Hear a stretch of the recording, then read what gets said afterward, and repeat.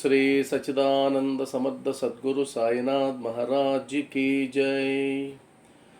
सदा निम्बवृक्षस्य मूलाधिवासात् सुधास्राविणं तिक्तमप्यप्रियन्तं तरुं कल्पवृक्षाधिकं साधयन्तं नमामीश्वरं सद्गुरुं साईनाथं।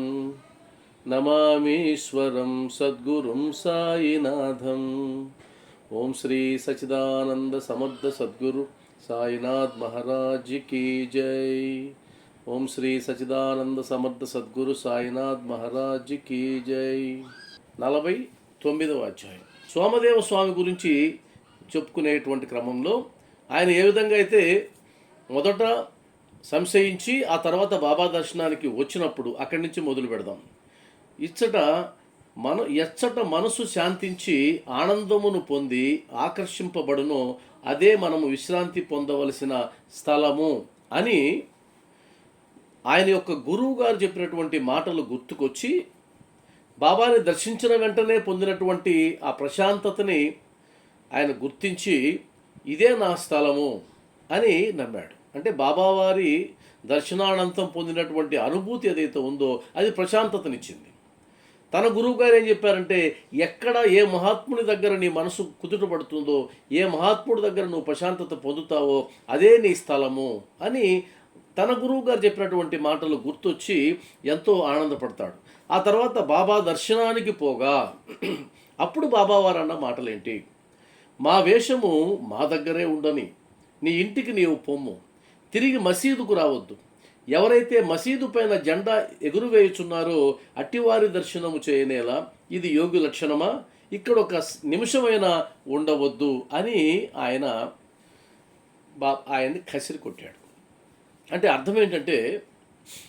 దాని అర్థం ఏంటంటే బాబావారు ఆ సాధువు లేదా సోమదేవ స్వామి యొక్క అంతరంగంలో ఏమైతే నడిచిందో, ఏ ఆలోచనలు అయితే నడిచాయో ఆ ఆలోచనలన్నిటినీ పసిగట్టగలిగారు। ఎందుకని? బాబావారు సర్వజ్ఞుడు కాబట్టి, అందరి హృదయాలలో ఉండేటువంటి బాబా గారు అందరి ఆలోచనల్ని పసిగట్టగలరు కాబట్టి ఆ సాధువు యొక్క మనసులో ఏముందో కూడా పసిగట్టారు। బాబావారు ఆ సాధువు మీద కోప్పడి మా విషయం మా దగ్గరే ఉండని, నీ ఇంటికి నువ్వు వెళ్ళు, ఈ మసీదు మెట్లకి కూడా రావద్దు అన్నాడు। అంటే అర్థం, ఆయన కోపగించుకున్నారు అంటే అనుగ్రహం వచ్చిందా, ఆగ్రహం వచ్చిందా? ఆ భక్తుడు ఏం సాధించగలిగినాడు అంటే బాబావారి యొక్క ఆగ్రహాన్ని సాధించగలిగినారు। ఆగ్రహం మాత్రమే వచ్చింది, అనుగ్రహం రాలేదు। అంటే ఏదైతే సంశయాత్మకంగా మనం బాబా దగ్గరికి వెళ్ళి బాబా పాదాలు పట్టుకుంటామో, సంశయం ఉన్నంత వరకు ఆయన అనుగ్రహం నీకు దొరికే అవకాశమే లేదు। అప్పుడు అనుగ్రహం రాదు, ఆగ్రహం వస్తుంది। కాబట్టి ఆ ఆగ్రహాన్ని చవిచూశాడు। ఆ ఆగ్రహాన్ని చవిచూసి ఆ తర్వాత చాలా బాధపడ్డాడు కూడా ఆయన। ఎందుకు బాధపడ్డాడో చూద్దాం। స్వామి మిగుల ఆశ్చర్యపడెను, బాబా తన మనస్సును గ్రహించి బయటికి ప్రకటించుచున్నారని తెలుసుకునేను, అతడెంత సర్వజ్ఞుడు ఇప్పుడు తెలుసుకున్నాడు। సర్వజ్ఞత అంటే ఏంటంటే బయటకు కనిపించే విషయాలన్నీ అందరికీ కనిపిస్తాయి, కానీ మన అంతరంగంలో ఉండేటువంటి విషయాలు ఎవరికీ కనిపించో ఒక్క పరబ్రహ్మ స్వరూపానికి తప్ప। నా మనసులో ఏ ఆలోచనలు ఉన్నాయో మీరు పసిగట్టలేరు, కానీ నా వేషాన్ని మీరు చూడగలరు, నా మాటలు కూడా మీరు వినగలరు। అంతరంగంలో ఉన్నటువంటి విషయాలను పసిగట్టగలిగేది ఒక పరబ్రహ్మ స్వరూపం మాత్రమే, అంతరంగంలో ఉండేటువంటి విషయాలని। అందువల్ల బాబావారు అంతరంగంలో ఉండేటువంటి విషయాలని కనిపెట్టి ఆయనకి ఒక హెచ్చరిక లాంటిది చేసి ఆయన నిరాకరించారు, బయటికి వెళ్ళమని చెప్పారు। ఎందుకంటే ఆయన సర్వజ్ఞుడు కాబట్టి। తాను తెలివి తక్కువ వాడనియు బాబా మహానుభావుడనియు గ్రహించాను। అప్పుడు తను చేసినటువంటి తప్పు కూడా తనకు తెలిసింది, ఏ తప్పు చేశాడో కూడా తెలిసింది। ఆ తప్పుని గ్రహించగలిగినటువంటి వాడే సాధువు కాబట్టి। ఉదాహరణకి మనం కూడా తప్పులు చేస్తూ ఉంటాం, తప్పులు చేసి ఆ తప్పును తెలిసిన తర్వాత బాబా దగ్గరికి వెళ్ళి సబ్మిట్ కావాలి। పొరపాటు చేసినప్పుడు ఎవరికైనా మనం చిన్నపిల్లలకైనా సారీ చెప్తాం। అదేవిధంగా భగవంతుడి విషయంలో ఏదైనా పొరపాటు చేసినామని అనిపించినట్లయితే, పొరపాటు అంటే ఏముంది, ఇక్కడ బాబావారు ఏదైతే చెప్పారో దాన్ని మనం ఆచరించలేకపోయినట్లయితే, బాబావారు చెప్పినటువంటి అడుగుజాడల్లో నడవలేకపోయినట్లయితే క్షమాపణ చెప్పుకుంటాం। మనం ప్రతి పూజ తర్వాత క్షమాపణ చెప్పుకుంటాం కదా, అలా క్షమాపణ చెప్పుకుంటే అర్థం ఏంటంటే నేను తెలుసుకున్నాను, పొరపాటు చేశాను, తెలుసుకున్నాను అనేటువంటి భావన, ఈ భావనలోకి సోమదేవ స్వామి కూడా వచ్చాడు. బాబా అందరినీ కౌగులించుకునుట, కొందరిని ఆశీర్వదించుట, కొందరిని ఓదార్చుట, కొందరి వైపు దాక్షిణ్యముతో చూచుట, కొందరి వైపు చూచి నవ్వుట, ఊదీ ప్రసాదమును కొందరికిచ్చుట, ఇట్లు అందరినీ ఆనందింపజేసి సంతృప్తిపరచుట చూసి తననొక్కరినే ఎలా ఇంత కఠినముగా చూచుచుండెనో అతనికి తెలియకుండెను. ఎందుకు తెలియదు? తెలుసు. ఎందుకంటే సంశయించాడు కాబట్టి.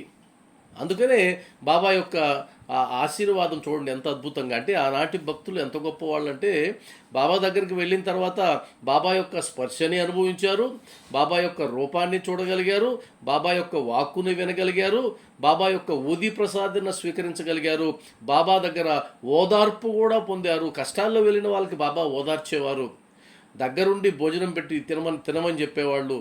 అలాంటి సాంగత్యాన్ని వాళ్ళు అనుభవించారు. ఈరోజు మనకు అనిపిస్తుంది బాబా సాంగత్యం మనం కోల్పోయినాం కదా, బాబా సాంగత్యం మనం పొందలేకపోతున్నాం కదా, అయ్యో ఆ కాలంలో పుట్టుంటే బాగుండు కదా అని అనుకుంటాం. కానీ వాస్తవానికి నేనైతే బలంగా నమ్ముతా, మనం ఏ కాలంలో ఏ జన్మలోనూ బాబాతో రుణానుబంధం లేకుండా ఉన్నట్లయితే ఈరోజు బాబా దగ్గరికి మనం వెళ్ళాం, బాబా పాదాలు మనం పట్టుకోము, బాబాని సేవించాం. కాబట్టి ఏ జన్మలో తెలియదు, ఏ జన్మలోనూ. శ్యామాకి 72 జన్మల సంబంధం అన్నాడు. కాబట్టి 72 జన్మల సంబంధం మనం గత అధ్యాయంలోనే మాట్లాడుకున్నాం. బాలారాం దురందర్కి 60 తరాల నుంచి నువ్వు తెలుసురా అన్నాడు. కాబట్టి మనం మాత్రం ఎందుకు తెలియకుండా ఉంటాం? మనం కూడా ఖచ్చితంగా ఎప్పుడో ఒకప్పుడు ఏదో ఒక జన్మలో బాబాతో అనుబంధాన్ని పెంచుకున్న వాళ్ళమే. కాబట్టే ఈరోజు మనం అంత ప్రేమతో బాబా దగ్గరికి వచ్చాం, అంత ప్రేమతో మనం బాబా సన్నిధికి వచ్చాం, ఆయన పట్టుకోగలుగుతున్నాం. దీనికి సంబంధించి ఒకసారి మేము రాజమండ్రికి వెళ్ళినప్పుడు, వేమగిరి అనే ప్రాంతానికి సత్సంగానికి వెళ్ళినప్పుడు వెళ్ళేటువంటి మార్గంలో నాకు ఒక చర్చ వచ్చింది, నాకు నా భార్యకి. ఏమను ఇదే మాట, మనం ఆ కాలంలో పుట్టుంటే బాగున్ను, మనం ఎంత బాబాను చూసి ఉండేవాళ్ళం కదా అని. అప్పుడు నేను అన్నాను, ఏమో పుట్టలేదని మనకెలా తెలుసు, మనం పుట్టుంటాం, మసీదులో ఎక్కడో ఒక చిన్న దోమగానైనా చీమగానైనా పుట్టుంటాం, చూసుంటాం అని. అంటే దానికి రుజువు ఎలా ఇచ్చాడో తెలుసా బాబావారు? మేము వేమగిరికి వెళ్ళిన తర్వాత అక్కడ అప్పారావు గారని ఒక గొప్ప భక్తుడు ఉన్నాడు, మా గురువులాగా. మమ్మల్ని చూడగానే మా మిస్సెస్ దగ్గరకు వచ్చి నేరుగా, అమ్మా నువ్వు షిరిడీలో పుట్టావు తల్లి, నువ్వు షిరిడీలో ఉన్నావు తల్లి, బాబావారు ఉన్నప్పుడు నువ్వు కూడా ఉన్నావు తల్లి అని అప్రయత్నంగా చెప్పాడు. అప్రయత్నంగా, అసలు టాపిక్ రాలేదు, మాట్లాడలేదు. ఇది బాబావారు పలికించినటువంటి పలుకు. కాబట్టి మనందరం కూడా అదృష్టం చేసుకున్న వాళ్ళం, బాబాతో రుణానుబంధం ఉన్న వాళ్ళం. కాబట్టే ఈరోజు బాబా పాదాలు పట్టుకోగలిగాం. అయితే బాబా పాదాలు పట్టుకున్న తర్వాత ఆయనకు ఆగ్రహాన్ని కలిగించడం కాదు, ఆయన అనుగ్రహాన్ని పొందగలగాలి. అలా అనుగ్రహాన్ని పొందగలగాలి అంటే సంపూర్ణ విశ్వాసము, సర్వస్వ శరణాగతి భావన మనకు ఉండి తీరవలసిందే. అలా ఉన్నట్లయితే అప్పుడు ఆయన ఒక అనుగ్రహం ఎలా ఉంటుందో, ఎలా ప్రసరిస్తుందో మనం చూడగలం. ఆ తర్వాత అందరూ ఆనందాన్ని పొందుతున్నారు బాబా యొక్క సన్నిధిలో, నాకు మాత్రమే ఎందుకు ఇలా జరిగింది అని అనుకుని తీవ్రంగా ఆలోచించిన తర్వాత ఆయన అనుకున్నాడు, తీవ్రంగా ఆలోచించి బాబా చేయునుదంతయు తన అంతరంగముననున్న దానితో సరిగా నుండెనని గ్రహించాను. అంతరంగంలో ఏముంది? ఈయనేం సాధువు, ఈయనేం బాబా ఇన్ని ఆడంబరాలతో ఉన్నాడే, ఈయనకి పల్లకి ఎందుకు, ఈయనకి గుర్రం ఎందుకు, శ్యామకర్ణ గుర్రం ఎందుకు, ఈయనకి వైభవం ఏంటి, ఆ కలికితుర ఏంటి, ఆ కిరీటం ఏంటి, ఆ జలతారుపాక ఏంటి అని అనుకున్నాడు కదా. అలా అనుకున్నాను కాబట్టి, నేను తప్పు చేశాను కాబట్టి బాబావారు నన్ను దూరంగా పెట్టారు. తప్పు చేస్తే బాబా దూరంగా పెడతాడు ఎవరినైనా సరే, ఎలాంటి వారినైనా సరే. మీరు ఎన్ని పూజలైనా చేయండి, ఆయన మార్గం నుంచి పక్కకి వెళ్ళినప్పుడు ఆయన నిన్ను పక్కకి లాక్కోవడానికి కాస్త కోపాన్ని ప్రదర్శిస్తాడు. కక్షగట్టడు, భయపెట్టాడు, కోపాన్ని ప్రదర్శిస్తాడు. నువ్వు అర్థం చేసుకునేలాగా చేస్తారు, మరలా తీసుకొచ్చి నిన్ను రోడ్లో ఆ మార్గంలో నిలబెడతారు. కాబట్టి దేవతామూర్తులందరి దగ్గర ఆయుధాలు ఉంటాయి. అవి వాస్తవానికైతే మారణాయుధాలు, శూలము, కత్తి ఇవన్నీ కూడా మారణాయుధాలు అనకూడదు, కానీ మారణాయుధాలు. కానీ బాబా దగ్గర కూడా ఒక ఆయుధం ఉంది, అది సటక. సటక మాత్రమే ఉంది. గట్టిగా కొడితే బొప్పలు వేస్తుంది అంతే, కాస్త బొప్ప కొడుతుంది, అది అంతమించి కాదు. ఆ విధంగా దండిస్తాడు, దండించాలి కూడా. గురువు యొక్క పని దండించాలి. కాబట్టి దానివల్ల పాఠము నేర్చుకుని వృద్ధి పొందుటకు ప్రయత్నించవలనని గ్రహించను. కాబట్టి నేర్చుకోవాలి, పాఠం నేర్చుకోవాలి. ఒక తప్పు చేసినప్పుడు ఆ తప్పును సరిదిద్దుకునేటువంటి విషయం బాబావారు చెప్పినప్పుడు అందులోంచి ఒక పాఠాన్ని నేర్చుకోవాలి.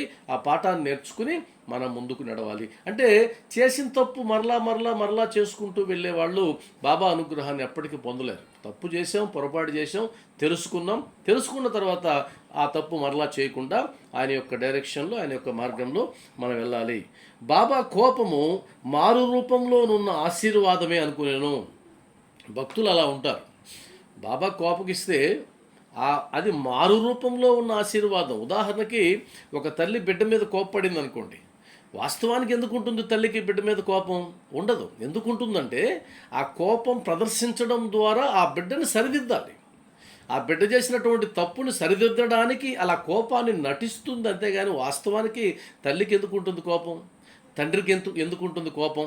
కానీ అర్థం చేసుకోలేని వాళ్ళు ఎంతమంది లేరు. ఇప్పుడు మా నాన్నకి ఎప్పుడు నా మీద కోపం అండి, మా అమ్మ ఎప్పుడు నన్ను తిడుతూ ఉంటుందండి అని అలిగి వెళ్ళిపోయే పిల్లలు ఎంతమంది లేరు? ఎందుకంటే వాళ్ళు అర్థం చేసుకునే పరిస్థితిలో లేరు, అలా అర్థమయ్యేటట్టు చెప్పే స్థితిలో వీళ్ళు లేరు. అందువల్ల కోపాన్ని ప్రదర్శించారు అంటే కచ్చిగట్టి కాదు, అది వేరే ఉంటుంది. మళ్ళా అవి తగాదాలు, గొడవలు అవి వేరుంటాయి. ఈ కారుణ్యమూర్తి ప్రేమస్వరూపుడు షిరిడీ సాయిబాబా తన భక్తుల మీద ఎందుకు కోప్పడతాడు? అదే కదా శ్యామతో అంటాడు, శ్యామ నేను ఎప్పుడైనా భక్తులపైన కోప్పడి ఎరుగుతున్నా అని అంటాడు. వాస్తవానికి చాలాసార్లు కోప్పడ్డాడు. ఆ కోపం అంతా కూడా ఆశీర్వాదం ఇవ్వడమే. అందుకని ఆయన అన్నాడు, నేను ఎప్పుడైనా కోప్పడుతున్నా అంటే అప్పుడు మనకు అనిపిస్తుంది, అరే సచ్చరిత్రలో అన్నిసార్లు కోప్పడ్డాడే బాబా, మరి ఏం కోప్పడడం లేదంటున్నాడు ఏంటి అనిపిస్తుంది. కానీ అది కోపం కాదు, కోపాన్ని నటించడం, కేవలం ఆశీర్వదించడం కోసమే. అసలు వాస్తవానికి కోపానికి సంబంధించి గనక బాబావారి అడుగుజాడల్లో నడిస్తే ఇంకా మన జన్మ ధన్యమైపోతుంది. ఆయన అద్భుతంగా చెప్పాడు, కోపాన్ని ప్రదర్శించండి కానీ నటించండి, మీరు అనుభూతి చెందొద్దు, దాన్ని మనం తీసుకోకూడదు హృదయంలోకి. అలా అయిపోవాలంతే, అప్పటికప్పుడంతే, మళ్ళీ మర్చిపోవాలి. ఇది అద్భుతమైన సాధన. మనకు సందర్భంలో దాని గురించి మాట్లాడుకుందాం. కొన్నాళ్ళ పిమ్మట బాబా యందు అతని నమ్మకం బలపడెను, అతడు బాబాకు గొప్ప భక్తుడయ్యను. ఇది ముగింపుగా చెప్పారు. అంటే ఎవరైతే బాబాని విమర్శించాలనుకున్నారో, ఎవరైతే బాబాని దూషించాలనుకున్నారో వారు భక్తులైనారు. అందువల్ల బాబాకు సంబంధించినటువంటి హరికానోబా సూత్రం ద్వారా మనం ఏం నేర్చుకున్నామంటే, హరికానోబా ద్వారా మనం బాబా సర్వజ్ఞుడు, పరీక్షించడానికి వచ్చినటువంటి హరికానోబా యొక్క మనసు మార్చి తన భక్తుడిగా మార్చుకుంటాడు. సోమదేవ స్వామిని కూడా పరీక్షించాలని వచ్చినటువంటి సోమదేవ స్వామి యొక్క మనసును మార్చి తన భక్తుడుగా మార్చుకుంటాడు. అంటే నా భక్తుడు సప్త సముద్రాల అవతల ఉన్నా సరే నేను దారం కట్టి లాక్కుంటాను అన్నారు కదా.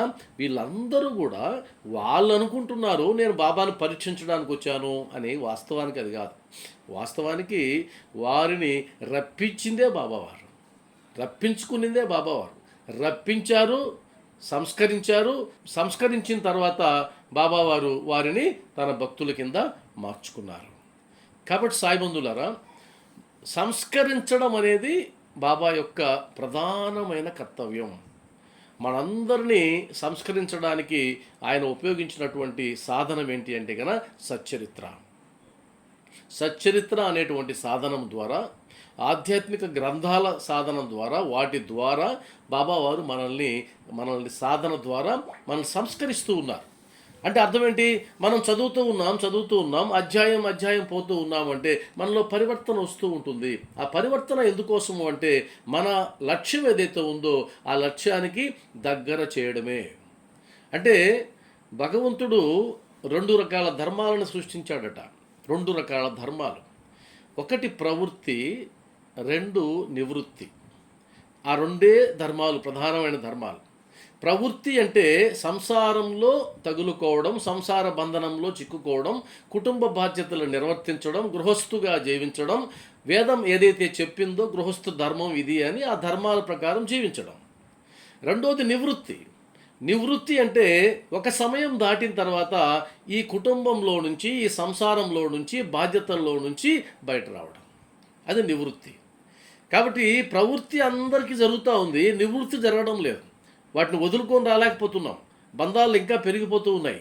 కాబట్టి సచ్చరిత్ర ద్వారా బాబావారు మనకేదైతే జ్ఞానం అవసరమో ఆ జ్ఞానాన్ని బోధించి మనల్ని ఆ వైపుకు నడిపించడానికే సచ్చరిత్ర రాయబడింది. ఇది ఒక మార్గదర్శి.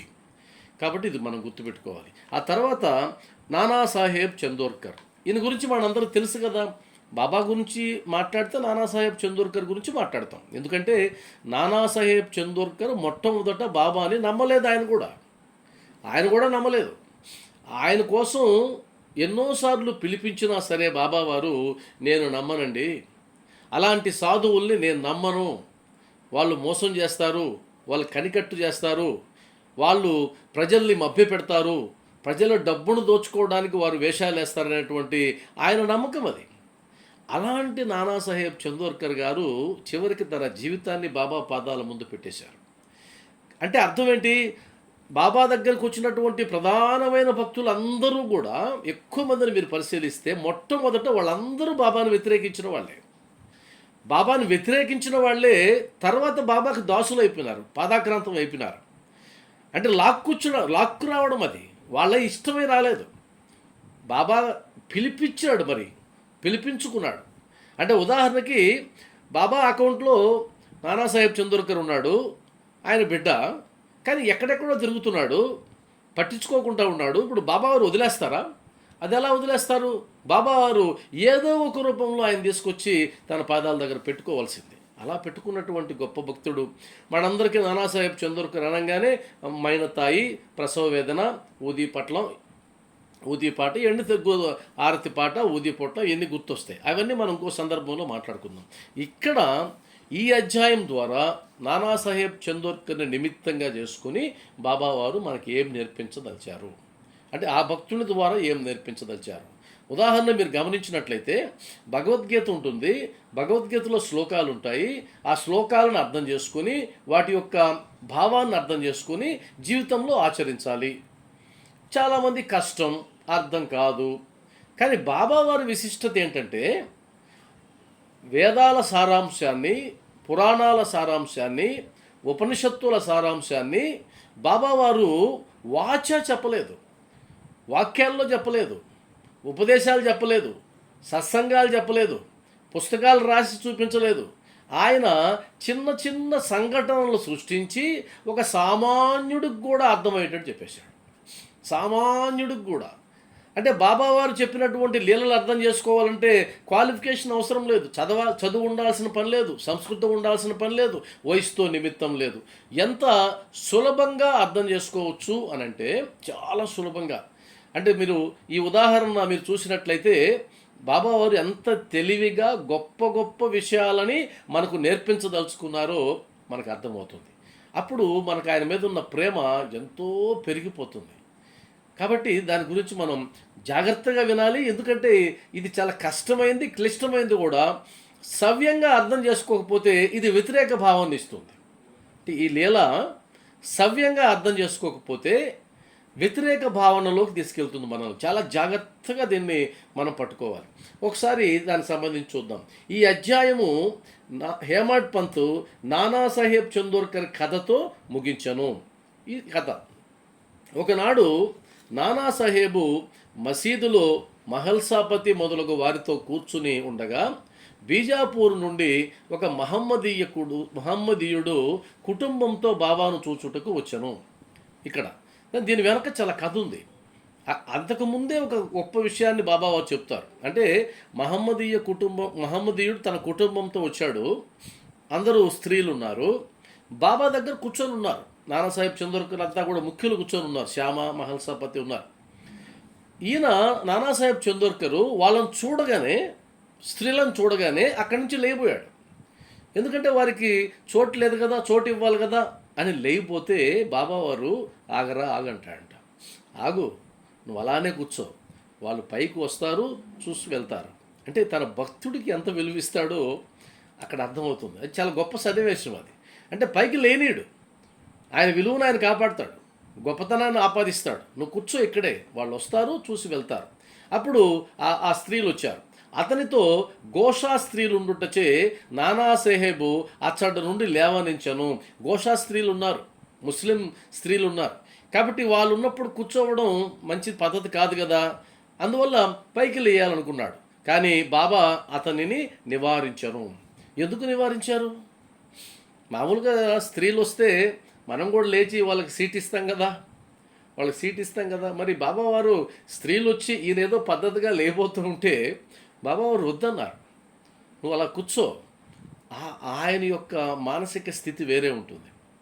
ఆయనకు స్త్రీలు పురుషులు అంటే అక్కడ ఆ భగవంతుని సన్నిధికి వచ్చిన తర్వాత ఆయన అలాంటివేం పట్టుకోడు, అలా లేయాల్సిన అవసరం లేదని వారించాడు. దీనికి ఇంకా లోతులోకి వెళ్ళాలి, అంత లోతులోకి వెళ్ళి చెప్పడంలా నేను. కానీ బాబా అతన్ని నివారించాను. స్త్రీలు వచ్చి బాబా దర్శనము చేసుకునేది. అందులో ఒక స్త్రీ ముసుగు తీసి బాబా పాదములకు నమస్కరించి తిరిగి ముసుగు వేసుకున్నాడు. గోషా వేసుకుని ఉంది కదా స్త్రీ, కాబట్టి ఆమె బాబా పాదాలు ముట్టుకునేటప్పుడు, బాబా పాదాలను సేవించేటప్పుడు అలా ముసుగు తీసింది, మరలా వేసుకునేది. నానాసాహెబు ఆమె ముఖ సౌందర్యమును చూచి మరలా చూడగోరెను. ఆమె ముఖ సౌందర్యాన్ని చూశాడు, చాలా అందంగా ఉంది ఆమె. ఆమె అందాన్ని చూచి ఈయన మరలా చూడడానికి ఆయన పూనుకున్నాడు. అలా చూడడంలో ఎలా చూశాడంటే, బాబావారు గమనిస్తున్నారేమో, అందరూ నా వైపు చూస్తున్నారేమో అని ఒకవైపు అనుకుంటున్నాడు, మరోవైపు ఆమెను చూడకుండా ఉండలేకపోతున్నాడు. నానాసాహెబ్ చందోర్కర్ బాబా సాంగత్యంలో జరిగింది, ఇది బాబా సన్నిధిలో జరిగింది. వాస్తవానికి ఆయన గొప్పవాడు చందోర్కర్. మరి ఇది ఒక నిమిత్తమైన కథ అని అనిపిస్తుంది మనకు. ఆ తర్వాత ఆయన ఆమె వైపు మరలా చూశాడు. అది ఎవరికీ తెలియదు, కానీ బాబా వారికి మాత్రం తెలుసు. ఆయన పసిగట్టాడు, ఎందుకంటే ఆయనకి తెలియకుండా ఏం చేసే అవకాశమే లేదు కదా. కాబట్టి మన అంతరంగంలో ఏవైతే జరుగుతూ ఉందో, ఆ మదనం ఏదైతే జరుగుతూ ఉందో అది ఆయన కనిపెట్టేశాడు. మిగతా ఎవరికి తెలియదు ఆ విషయం. ఈయన మాత్రం కాస్త తలకాయ వంచి ఎవరూ చూడకుండా ఓరకంటితో ఆమె వైపే చూస్తున్నాడు. ఆమె వెళ్ళిపోతున్నా కూడా ఆమెనే చూడాలని తప్పిస్తూ ఉన్నాడు. నానాసాహెబు ఆమె ముఖ సౌందర్యమును చూచి మరలా చూడగోరెను. నానా యొక్క చాంచల్యమును చూచి స్త్రీలు వెళ్ళిపోయిన పిమ్మట బాబా నానాతో ఇట్లనెను. స్త్రీలు వెళ్ళిపోయిన తర్వాత, అంతేగాని వాళ్ళ ముందు బాబా వారు పంచాయతీ పెట్టలేదు, వాళ్ళ ముందు బాబాని పళ్ళెత్తు మాట అనలేదు. అయితే ఏదైతే చెప్పదలుచుకున్నాడో అది వారు వెళ్ళిన తర్వాత చెప్పాడు.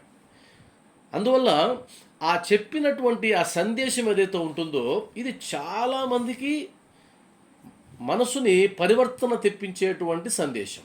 అంటే మరలా చెప్తున్నా, ఒక స్త్రీ వచ్చింది, ఆమె ముఖం ఆయనకు కనిపించింది, ఆయన మరలా చూడాలని తప్పించాడు. బాబా సన్నిధిలో ఉన్నాడు కాబట్టి బాబా వారికి తెలిసిపోతుందని తెలిసినా కూడా మరలా చూడాలని ఉబలాట పడ్డాడు. అంటే మనోచాంచల్యానికి గురైనాడు, మనస్సు పరి విధాలా పోయింది. ఇది జరిగినటువంటి సంఘటన. దీనికి సంబంధించి బాబా వారు నానాకి మాత్రమే అర్థమయ్యేటట్టు, పక్కన శ్యామ ఉన్నాడు, శ్యామకు కూడా తెలియదు, అందరూ ఉన్నారు, మహల్సాపతి ఉన్నాడు, కానీ కేవలం నానాకి మాత్రమే అర్థమయ్యేటట్టు ఈ బోధని చేశాడు. నానా అనవసరముగా చీకాకు పడుచుంటే వేళ ఇంద్రియములను వాని పనులను వాటిని చేయలేవు. ఇప్పుడు ఇక్కడ కళ్ళేమో చూడాలని తప్పిస్తూ ఉన్నాయి, బాగా వినండి. అలాగా ఒక స్త్రీని చూచి, అందంగా ఉన్నటువంటి స్త్రీని చూచి చూడాలని కోరుకోవడం అది సబబా కాదు కదా, తప్పు కదా, అలా చేయకూడదు కదా. మరి బాబా వారు ఏమన్నారు? మరలా చదువుతాను. ఇంద్రియములను వాని పనులను చేయనిమ్ము, వానిలో మనము జోక్యము కలుగజేసుకొనకూడదు. వాటి చూడనివ్వు. ఎందుకలా దాచిపెట్టుకుంటావు? ఎందుకలా దొంగతనంగా చూస్తావు? ఎందుకని అందరూ చూస్తారని మదన పడుతున్నావు? ఆమె అందంగా ఉంది, చూడు, వాటి పనిని అవి చేయని అని అంటూ ఏమన్నాడంటే, దేవుడు ఈ సుందరమైన ప్రపంచమును సృష్టించి ఉన్నాడు, కాన అందరినీ చూచి సంతోషించుట మన విధి. ఇది వ్యతిరేకంగా అనిపిస్తుంది చూస్తే కదా. ఇదేంటి ఇది, బాబావారు ఇలా చెప్పారేంటి, చూడకూడదు కదా, ఈయన సాధకుడు కదా, ఒక స్త్రీని అలా చూడొచ్చు అనిపిస్తుంది. కానీ బాబావారి ఉద్దేశం వేరు. బాబావారి ఉద్దేశం అద్భుతమైన ఉద్దేశం. కాబట్టి ఆయన ఖచ్చితంగా ఏం చెప్తున్నాడంటే, ఇంద్రియాల యొక్క పని విషయాలను చూడడమే. విషయాలను చూడడమే ఇంద్రియాల యొక్క పని. కాబట్టి ఆ పనిలో నువ్వు జోక్యం చేసుకోవద్దు. కాబట్టి వాటిని చూడనివ్వండి. అది ఫస్ట్ స్టెప్, అది మొదటి మెట్టు. అక్కడ వరకు కట్ చేసుకోవాలి, లేదంటే మళ్ళీ ఇబ్బంది అవుతుంది. ఆ తర్వాత వచ్చేది మళ్ళీ అద్భుతమైన బోధ. కాబట్టి ఇంద్రియాలని వాటి పని వాటిని చూడని. కళ్ళు చూస్తున్నాయి, చూడని. ఒక రోజా పుష్పం అందంగా ఉంది, చూడు. ఒక సీతాకోక చిలుక అందంగా ఉంది, చూడు. ఒక భగవంతుని యొక్క విగ్రహం అందంగా ఉంది, చూడు. కాబట్టి చూడడం తప్పేం కాదు. ఎందుకంటే ఈ సృష్టి నువ్వు చూచి ఆనందించడానికే చేయబడింది భగవంతుడి చేత. అందమైన సృష్టి. మనం హిమాలయాలకు వెళ్తాం, ఒక్కసారి హిమాలయాలు అలా చూస్తే ఒళ్ళు పరవశించిపోతుంది. ఎందుకని? అందమైన సృష్టి. కాబట్టి ఒక హిమాలయాన్ని చూసి ఆనందించావు, ఒక సీతాకోక చిలుకను చూసి ఆనందించావు, నీ బిడ్డ యొక్క రూపాన్ని చూసి ఆనందించావు, ఒక స్త్రీ యొక్క అందాన్ని చూసి ఆనందించావు, ఆనందించు, తప్పులేదు. ఆ తర్వాత అందరినీ చూచి సంతసించడం అనే విధి క్రమముగాను మెల్లగాను మనసు స్థిరపడి శాంతించును. ముందు చూడు, ఉబలాట పడుతుంది మనసు. ఆ ఉబలాట పడిన తర్వాత మెల్లగా మెల్లగా అది స్థిరపడుతుంది అని అన్నాడు. దీనికి సంబంధించి భగవద్గీతలో శ్రీకృష్ణ భగవానుడు అద్భుతమైనటువంటి ఒక 2 శ్లోకాల్లో చెప్పాడు. అద్భుతమైన శ్లోకాలు. అంటే విషయాల మీదకి ఇంద్రియాలు ఏవైతే ఉన్నాయో ఆ ఇంద్రియాలు వెళ్తాయి. వెళ్ళిన తర్వాత ఒక నియంత్రణ అనేది లేని పక్షంలో, ఒక నియంత్రణ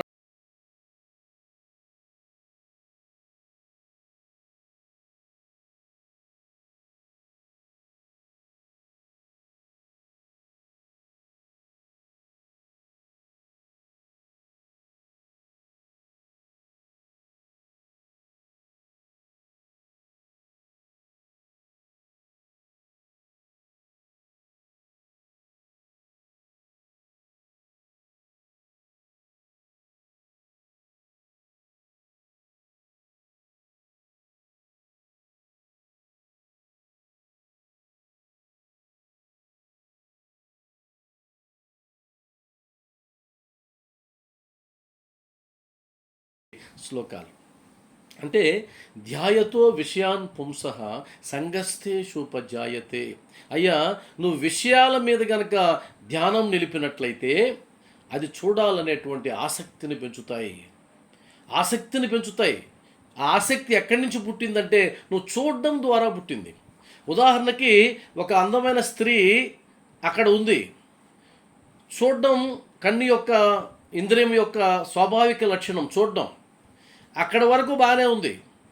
ఆ చూసిన తర్వాత ఆసక్తి పుట్టినట్లయితే అక్కడ మొదలవుతుంది సంఘర్షణ. చూడడం వరకు బాబావారు చెప్పింది అదే, చూడు, కళ్ళు ఇచ్చింది అందుకే భగవంతుడు, అందాన్ని చూడు. కానీ దాని మీద నీకు ఆసక్తి కలిగినట్లయితే, దానితో సంగమించాలని నీకు తపన పట్టినట్లయితే, అది నాకే కావాలనేటువంటి కోరికలు పుట్టినట్లయితే ఆ తర్వాత వచ్చేటువంటి ప్రమాదం ధ్యాయతో విషయాన్ పుంసః సంగస్తేషుపజాయతే సంగాత్ సంజాయతే కామః కామాత్ క్రోధోభిజాయతే. ఎప్పుడైతే ఆసక్తి పుట్టిందో దాని మీద అనురక్తి కలుగుతుంది. అనురక్తి కలిగి అది నాకు కావాలి అనేటువంటి కోరిక పుడుతుంది. అది నాకు కావాలి, కోరిక పుట్టింది. కాబట్టి ధ్యాయతో విషయాన్ పుంసః సంగస్తేషుపజాయతే సంగా సంజాయతే కామః. కామం గనక తీరకపోతే క్రోధం వస్తుంది, కోపం వస్తుంది. అంటే నాకు ఇది కావాలి అని ఫిక్స్ అయిపోయిన తర్వాత అది నాకు దక్కలేదు అంటే గనక కోపం వచ్చేస్తుంది. ఆ కోపం వల్ల ఏమవుతుంది? బుద్ధి నాశనం అవుతుంది. కాబట్టి క్రోధాద్భవతి సమ్మోహః సమ్మోహాత్ స్మృతి విభ్రమః స్మృతిభ్రంశ బుద్ధినాశో. ఎప్పుడైతే నీకు ఆ కోపం వచ్చిందో, కోపం తర్వాత నీకు విచక్షణ జ్ఞానం కోల్పోతావు, బుద్ధి నాశనం అయిపోతుంది. బుద్ధి నాశనం అయిన తర్వాత నువ్వు సర్వనాశనం అయిపోతావు. వీటన్నిటికీ మూలం ఎక్కడుంది? ధ్యాయతో విషయాన్ పుంసః. నువ్వు ఆ విషయాలని నువ్వు అక్కడ ఎప్పుడైతే వాటి మీద నీ మనసును లగ్నం చేశావో, వాటితో అనురక్తిని పొందావో, ఆ విషయాల పట్ల నువ్వు అవగాహన తెచ్చుకోకుండా అది నాకే కావాలని తపన పడ్డావో, అప్పుడు సమస్య మొదలైంది. కాబట్టి చూడడం వరకు సమస్య లేదు, చూడొచ్చు. చూచిన తర్వాత ఆ జరిగేటువంటి ప్రక్రియ ఏదైతే ఉందో అక్కడ మనం నియంత్రించుకోవాలి. అది చెప్పడానికి బాబావారు అలా చేశారు. తర్వాత క్రమముగాను మెల్లగాను మనసు స్థిరపడి శాంతించును. ముందు ద్వారము తెరిచి ఉండగా వెనక ద్వారము గుండా పోనేలా. ముందు ద్వారం ఏంటి? కళ్ళు ఉన్నప్పుడు నువ్వు దొంగచాటుగా ఎందుకు చూస్తావు? దొంగచాటుగా చూడాల్సిన అవసరం లేదు. మన హృదయము స్వచ్ఛముగా ఉన్నంత వరకు ఏమీ దోషము లేదు. ఇక్కడ వచ్చింది. నువ్వు చూడడం తప్పు లేదు, కానీ అది నాకే కావాలని కోరుకోవడం, అది వాళ్ళకెందుకు దక్కింది నాకెందుకు దక్కలేదు అనుకోవడం, నాకు దక్కంది ఇంక ఉండడానికి వీల్లేదనుకోవడం, ఇవంతా కూడా వికారాలు, మనోవికారాలు. ఈ మనోవికారాల వల్ల మొత్తం నాశనం అయిపోతుంది. అందువల్ల నీ హృదయము స్వచ్ఛముగా ఉన్నంత వరకు, నీ హృదయంలో మలినమైనటువంటి ఆలోచనలు లేనంత వరకు, నీ హృదయంలో వికారాలు లేనంత వరకు నువ్వేమీ సంకోచించాల్సిన పని లేదు. అందరూ చూచినట్టే నువ్వు కూడా చూడు. నువ్వు దొంగతనంగా చూసావంటే అర్థం ఏంటంటే నీలో ఏదో వికారం ఉంది. ఇది చెప్పడానికే బాబావారు ఇదంతా ప్రయత్నం చేశారు. నువ్వు దొంగతనంగా చూసావంటే, దొంగచాటుగా చూడాలని ప్రయత్నం చేసావంటే నీ మనసులో ఏదో దురాలోచన ఉంటే తప్ప అలా చూడలేవు, అలా అవసరం లేదు. కాబట్టి నువ్వు హృదయాన్ని స్వచ్ఛంగా ఉంచుకో. తర్వాత మనలో చెడ్డ ఆలోచన లేనప్పుడు ఇతరులకు భయపడనేలా. మనలో చెడ్డ ఆలోచన లేనప్పుడు ఇతరులకు భయపడనేలా. అంటే భయపడనేలా అంటే తప్పు చేయాలనేటువంటి సంకల్పం నుంచి నువ్వు బయటకు వచ్చేసినట్లయితే నీకు అసలు ఆ దొంగచాటుగా చూడడం అనేది ఇది కూడా ఉండదు. ఎవరికి అలా ఉంటుంది? తప్పు చేయాలనుకునే వాళ్ళకు ఉంటుంది. కాబట్టి నిర్భయంగా ఉండు, నిష్కల్మషంగా ఉండు, ఆత్మశుద్ధితో ఉండు, ప్రశాంతమైనటువంటి మనసుతో ఉండు అని చెప్తూ, నేత్రములు వాని పని అవి నెరవేర్చుకునవచ్చును, నీవు సిగ్గుపడి బెదరద వేళ అన్నాడు. ఎందుకు సిగ్గుపడతావు? చూడడం ఏం తప్పు కాదు కదా అని అన్నాడు. అందువల్ల మనం అర్థం చేసుకోవాల్సింది ఏంటి అంటే కనుక, మనం విషయాల మీదకి మన ఇంద్రియాలు పరుగులెత్తినప్పుడు, విషయాల మీదకి పరుగులెత్తుతూ ఉంటాయి ఇంద్రియాలు. అసలు వాస్తవానికి ఆధ్యాత్మిక సాధనలో పరమ కష్టమైనటువంటిది విషయం ఏంటంటే కనుక, మనం మన మనసుని ఇంద్రియాలు చెప్పినట్టు వెళ్ళడానికి ప్రయత్నించేటువంటి ఆ మనసుని మనం కంట్రోల్ చేసుకోవడమే అన్నిటికంటే పెద్ద సాధన. అందుకనే రామకృష్ణ పరమహంస గారు సాధకుడికి శత్రువులు ఎవరు అంటే 2 అన్నారు. ఆధ్యాత్మిక సాధకుడికి శత్రువులు 2 ఎవరు అంటే కాంత కనకం, డబ్బు, స్త్రీ. ఆయన అన్న మాటలవి. మరి ఎందుకని? వాటి మీదకి నీ మనసు వెళ్ళిపోతుంది. అది విపరీతంగా ఆకర్షించబడతాయి. ధనం అందరినీ ఆకర్షిస్తుంది. డబ్బు ఎవరికి చేదు? డబ్బు వచ్చిందంటే అన్ని వికారాలన్నీ వచ్చేస్తాయి, లేనిపోనివన్నీ వచ్చేస్తాయి. అప్పటి వరకు బాగా ఉన్నటువంటి సాధకుడు కూడా డబ్బు ఒక్కసారి వచ్చిందంటే మలినం అయిపోతుంది మనసు. అదేవిధంగా కాంత, స్త్రీ ఎప్పుడైతే, స్త్రీ అని కానీ లేదా పురుషుడు అని కానీ ఏదైనా సరే, జెండర్ ఏదైనా, ఎప్పుడైతే స్త్రీ వైపు ఆకర్షించబడ్డావో టోటల్ పతనం అయిపోతుంది. మనకు పరమపద సోపానం అనేటువంటి ఆ ఆటలో పైన ఉంటుంది ఒక పెద్ద పాము. అంటే ఇంకా ఇంకొక 2 గడియల్లోకి వెళ్తే నువ్వు రీచ్ అయిపోతావు, పరమపద సోపానంకి వెళ్ళిపోతావు. కానీ అక్కడ పొంచి ఉంటుంది ఒక పెద్ద పాము. దానికి కానీ పడ్డావంటే మరలా కింద తీసుకొచ్చి వదిలిపెడుతుంది. పరమపద సోపానంలో పాము అది కాంత లేదా పురుషుడు ఏదైనా అనుకోండి. అంటే కామానికి గన గురైనట్లయితే, మోహానికి గురైనట్లయితే, కామ వాంఛకు గన నువ్వు లోనైనట్లయితే ఖచ్చితంగా నువ్వు ఎంత పెద్ద పూజలు చేసినా, నువ్వు ఎంతసేపు ధ్యానం చేసినా, నువ్వు ఎన్ని తీర్థయాత్రలు చేసినా, ఎన్నిసార్లు నువ్వు షిరిడీకి వెళ్ళినా ప్రయోజనం 0.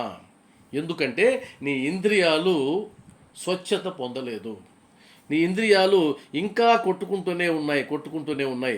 కాబట్టి ఆ ఇంద్రియాల నుంచి మనం ఖచ్చితంగా బయటకు రావాల్సిందే. మీరు బాబా గుడికి వెళ్ళండి, అక్కడ కూర్మం పెట్టుంటుంది, తాబేలు పెట్టుంటారు. మరి తాబేలు ఎందుకు పెడతారు అక్కడ? తాబేల్ని ఎందుకు ఆ గుడుల్లో పెడతారు అంటే గన ప్రధానమైన ఒక ఒక సూచిక ఏంటంటే గన తాబేలు ఏ విధంగా అయితే తన అవసరానికి తన అవయవాలన్నిటినీ లోపలికి జొప్పించుకోగలదో ఆ విధంగా సాధకుడు ఇంద్రియాలని విషయాల మీదకి మళ్లించకుండా తన లోపలికి తీసుకోవాలి, అంతర్ముఖం కావాలి. ఇంద్రియాలు ఏం చేస్తాయి? బయట ప్రపంచంలోకి పరిగెత్తాలని తపన పడుతూ ఉంటాయి. కళ్ళు చూడాలని, చెవులు వినాలని, అని బయట వినాలని, బయటవి తపన పడుతూ ఉంటాయి. కాబట్టి ఇంద్రియాలు, జ్ఞానేంద్రియాలు ఏవైతే ఉన్నాయో అవంతా బయట విషయాలకు ఆసక్తి చూపిస్తాయి, అంతర్ముఖం కావయి, చాలా కష్టం కావడం. అందువల్ల సాధకుడు, భక్తుడి గురించి నేను మాట్లాడడంలా, భక్తుడికి ఇంత పనిష్మెంట్లు ఏమి ఉండవు. సాధకుడు అంటే ఒక లక్ష్యాన్ని పెట్టుకొని ఆ లక్ష్యాన్ని చేరాలి అనుకునేవాడు. బాబావారు అన్నారు కదా, అక్కడికి చేరుటకు షిరిడీ నుంచి కూడా ఒక మార్గం గలదు, కానీ అక్కడ గోతులుంటాయి, నక్కలుంటాయి, పులులుంటాయి, మార్గదర్శిని తోడించుకుంటే కానీ నువ్వు గమ్యాన్ని చేరలేవు అన్నాడు. కాబట్టి షిరిడీ నుంచి వెళ్ళేటువంటి మార్గం ఏంటి? ఇప్పుడు మనం చదివేటువంటిదంతా షిరిడీకి వెళ్ళేటువంటి మార్గం. ఈ మార్గంలోకి వెళ్ళినప్పుడు అక్కడ నీకు నక్కలు ఉంటాయి, గుంతలు ఉంటాయి, సుడిగుండాలు ఉంటాయి, పడిపోతావు. అప్పుడు మార్గదర్శి ఉండాలి. ఈ ఈ సుడిగుండాలేంటి, ఈ అడవి ఏంటి, ఈ మార్గం ఎందుకు క్లిష్టమైంది అంటే కన్నా ఈ అరిషడ్ వర్గాలు ఏవైతే ఉన్నాయో, కామ క్రోధాదులు ఏవైతే ఉన్నాయో అవి నిన్ను బలి తీసుకోవడానికి సిద్ధంగా ఉంటాయి. కాబట్టి నువ్వేం నేర్చుకోవాలి? వాటి నుంచి నిన్ను కాపాడుకోవడానికి నేర్చుకోవాలి. తాబేలు ఏం చేస్తుంది? మామూలుగా నడుస్తూ పోతుంటుంది, మెల్లగా నడుస్తుంది. ప్రమాదం అనిపించింది అనుకోండి, వెంటనే లోపలికి తన అవయవాలన్నింటినీ లోపలికి తీసేసుకుంటుంది. అప్పుడు దాన్ని ఎవరు చేయలేరు. దాన్ని అలా పైకి కింద కొట్టినా కూడా అది ఆ అవయవాలు బయటికి రానియదు. కాబట్టి ఇంద్రియాలని ఆ విధంగా నువ్వు శ్రద్ధగా నీ లోపల వైపుకు తిప్పుకునేలాగా ప్రాక్టీస్ చేయాలి. దానికి చాలా మార్గాలు సూచించారు. భగవద్గీతలో చాలా ఉన్నాయి, సచ్చరిత్రలో కూడా చాలా ఉన్నాయి. హేమట్ పంత్ గారు కూడా చాలా చెప్పారు. అందువల్ల ఎవరైతే ఇంద్రియాలకు సంబంధించినటువంటి పూర్తి నియంత్రణను కలిగి ఉంటారో వాళ్ళే సాధకులు, వాళ్ళే లక్ష్యాన్ని చేరగలరు. భగవద్గీతలో అర్జునుడు అడుగుతాడు శ్రీకృష్ణ భగవానుడిని, అయ్యా నువ్వు అంటున్నావు కానీ కృష్ణ, మనస్సు చంచలమైంది, దాన్ని నియంత్రించడం చాలా కష్టం అని అంటే శ్రీకృష్ణ భగవానుడు ఒప్పుకున్నాడు దాన్ని. నిజమే, మనసు చంచలమైనదే, కానీ రెండింటి ద్వారా దాన్ని నియంత్రించవచ్చు అన్నాడు. ఆ రెండు ఏంటంటే గన అభ్యాసము, వైరాగ్యము. అభ్యాసము, వైరాగ్యం అనేటువంటి ఈ రెండింటి ద్వారా మనం చేయొచ్చు.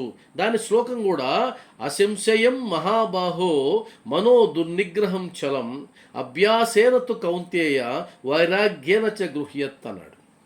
అంటే వైరాగ్యేన చ గృహ్యతే, అభ్యాసం, వైరాగ్యం, ఈ రెండింటి ద్వారా ఆ చంచలమైనటువంటి మనస్సుని నువ్వు కంట్రోల్ చేసుకోవచ్చు అని అన్నాడు. కాబట్టి కంట్రోల్ చేసుకోవాలంటే ఖచ్చితంగా నీకు కావాల్సింది ఏంటంటే ఆ నియంత్రణ శక్తి కావాలి. ఇప్పుడు శ్రీకృష్ణ భగవానుడు శ్లోకంలో ఏమైతే చెప్పాడో బాబావారు ఎంత సింపుల్గా చెప్పారంటే మరాఠీలో అద్భుతమైన మాటలు. బనత బనత బనేల్ అన్నాడట. మళ్ళా చెప్తున్నా, బనత బనత బనేల్, అది మరాఠీలో. అంటే చేస్తూ ఉండరా అలవాటైపోద్ది. బనత బనత బనేల్ అన్నాడు. అంటే చేస్తూ ఉండు. ఎంత సింపుల్ మాటలో చూడు. అంటే ప్రాక్టీస్ ప్రాక్టీస్ ప్రాక్టీస్ చేస్తూ ఉంటే అలవాటైపోతుంది. అదే అభ్యాసం. దాన్ని అభ్యాసం అనేటువంటి ఒక పెద్ద పేరు పెట్టారు. ఈయన ఏమన్నాడంటే చేస్తూ ఉండరా అలవాటైపోతుంది అన్నాడు. సామాన్యమైన భాషలో పాడుతూ ఉండి అలవాటైపోతుంది, రాస్తూ ఉండి అలవాటైపోతుంది, సాధన చేస్తూ ఉండి అలవాటైపోతుంది. కాబట్టి సాధన అంటే ఏంటంటే రిపీటెడ్గా చేయడం, దాన్ని సాధన అంటాం, అభ్యాసం. రెండోది వైరాగ్యం, అది తర్వాత. వైరాగ్యం అనేది పెద్ద చాప్టర్ అది. ఇప్పుడు మనల్ని మనం బాబావారు చెప్పినట్లు ఎలా నియంత్రించుకోవాలి అనేది చాలా పెద్ద సమస్య. ఎప్పుడైతే నువ్వు బాబా సన్నిధికి వెళ్ళావో అక్కడ నీ ఇంద్రియాలకి కొంత పక్కకి వెళ్ళే అవకాశం ఉంటుంది. వాటిని నువ్వు జాగ్రత్తగా కాపాడుకోవాలి. అదేవిధంగా ఒక సత్సంగానికి వెళ్ళావు, ఒక పూజకి వెళ్ళావు, ఎక్కడికి వెళ్ళినా సరే మాయ అనేది నీతో పాటు వస్తుంది. ఒక మనిషి చుట్టూ నీడ ఏ విధంగా అయితే వెళ్తూ ఉంటుందో సాధకుడి చుట్టూ మాయ వస్తుంది. ఇది నాకు బాగా అనుభవం. ఈ విషయం బాగా అనుభవం. ఎంత అనుభవం అంటే చెప్పలేనంత అనుభవం నాకు. సాధకుడు, మళ్ళా గుర్తుపెట్టుకోండి, భక్తుడు గురించి నేను మాట్లాడడం లేదు. భక్తుడి గురించి నేను మాట్లాడడంలా సాధకుడి గురించి మాట్లాడుతున్నా. నువ్వు గనక బాబా పాదాలు నిజంగా నమ్మాను, ఈ జీవితంలో అమీతుమీ తేల్చుకోవాల్సిందే, బాబా యొక్క సంపూర్ణ అనుగ్రహాన్ని నేను పొందవలసిందే, ఈ జన్మలో నేను తరించాల్సిందే, ఇంకొక జన్మ సంగతి నాకు అక్కర్లేదు, ఈ జన్మలో నేను తరించాలని నువ్వు ఫిక్స్ అయినట్లయితే నువ్వు సాధకుడి కిందకు వస్తావు. సాధకుడి కిందకు వచ్చినప్పుడు తమాష ఏంటంటే సాధకుడు పోతూ ఉంటే వెనకన్నే మాయ కూడా పోతూ ఉంటుంది. అది పరీక్ష పెడుతూ ఉంటుంది. విశ్వామిత్రుడికి కూడా పరీక్ష పెట్టారు కదా, మేనక వచ్చింది. విశ్వామిత్రుడు సాధకుడు, తపస్వి. అంత తపస్వికి మేనక వచ్చింది. మేనక మాయ. విశ్వామిత్రుడు సాధకుడు, మేనక మాయ.